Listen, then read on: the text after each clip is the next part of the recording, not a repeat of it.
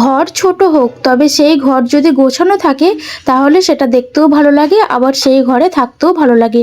চলো আজকে সারাদিনের রান্নাবান্না কাজকর্ম সব মিলিয়ে ছোট্ট একটা ভিডিও তোমাদের সঙ্গে শেয়ার করি। হ্যালো এভরিওয়ান, তোমরা সবাই কেমন আছো? আমার এই ছোট্ট সংসারে তোমাদের অনেক অনেক ওয়েলকাম। সকালে ঘুম থেকে উঠেছি ওই 5:30 নাগাদ। তারপরে বরমশাইকে রান্না করে খাবার দিয়ে দিয়েছি। অবশ্য রান্না বলতে শুধু ভাতই করতে হয় সকালে, কারণ আগের দিন আমি তরকারিটা করে রাখি, যেহেতু অত সকালে উঠে রান্না করাটা সম্ভব না।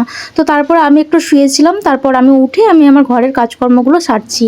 তো প্রথমেই আগে বিছানাটাকে পরিষ্কার করে নিলাম, তারপরে চলেছে যখন বাসন মাজতে। তো এই যে দেখো কত কত বাসন, মানে কালকে রাত থেকেই বাসনগুলো জমে আছে।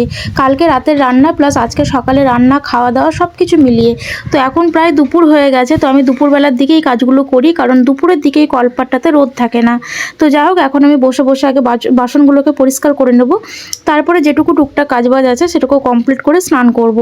আচ্ছা বলো তো, তোমরা আমার সাথে কে কে একমত? আমার মতে বলে ঘর ছোট হোক বা যেমনই হোক না কেন, সেটা যদি গোছানো থাকে তাহলে কিন্তু সেখানে থাকতেও ভালো লাগে, সেটা দেখতেও ভালো লাগে। তো আমি সবসময় চেষ্টা করি আমি যেখানেই থাকি না কেন সেটাকে গুছিয়ে সুন্দর করে রাখার। ছোট হোক বড় হোক যাই হোক না কেন, এই যে দেখো একটা ঘরে আছি, এই ঘরেই আমাদেরকে থাকতে হয়, প্লাস এই ঘরেই রান্না বান্না খাওয়া দাওয়া সব কিছু। তারপরও মনে হয় যে একটু যদি গুছিয়ে রাখি তাহলে এখানেই শান্তি হয়। তো যাই হোক, এই ঘরটা কিন্তু আমরা বেশি দিন থাকবো না, মাত্র কিছু দিনের জন্য আছি। যেহেতু ওপরে টিনের চাল, তাই খুবই গরম নামে, ওই জন্য বরমশাই বলেছে যে রুম চেঞ্জ করে দেবে খুব শিগগিরই।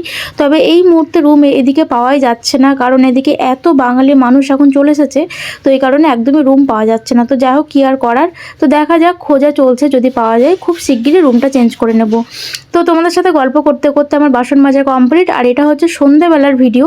সন্ধ্যেবেলা আমি বসিয়েছি চা। তো বরমশাইকে কিন্তু প্রত্যেক দিন সন্ধ্যাবেলায় আমি 1 গ্লাস করে দুধ দিই, কিন্তু ও আজকে বলছিল দুধ খাবো না, আজকে একটু চা খাবো।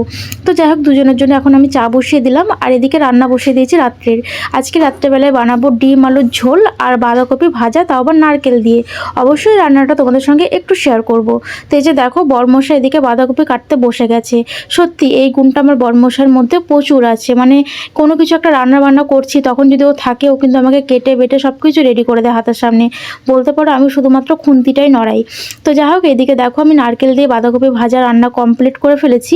তো এটা আমি কী করে রান্না করেছি তোমাদের সঙ্গে একটা শর্ট ভিডিওতে আমি শেয়ার করেছি, অবশ্যই ভিডিওটা দেখে নিও। তো যাই হোক, তারপরে এদিকে এখন রান্না করব ডিম আলুর ঝোল। তো ডিম আর আলুটাকে আমি ভালো করে সেদ্ধ করে একটু ভেজে নিয়েছি, আর এদিকে মশলাটাকেও কষিয়ে নিলাম।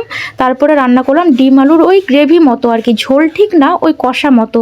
তো যাই হোক, আমার ডিম খেতে খুব একটা পছন্দ না, তবে আমার বরমশাই খুবই পছন্দ করে। তো যাই হোক, আজকের মতো ভিডিওটা এই পর্যন্ত। তোমাদের কেমন লাগলো অবশ্যই কমেন্টে জানাবে। পরবর্তীতে আবার দেখা হবে, টাটা।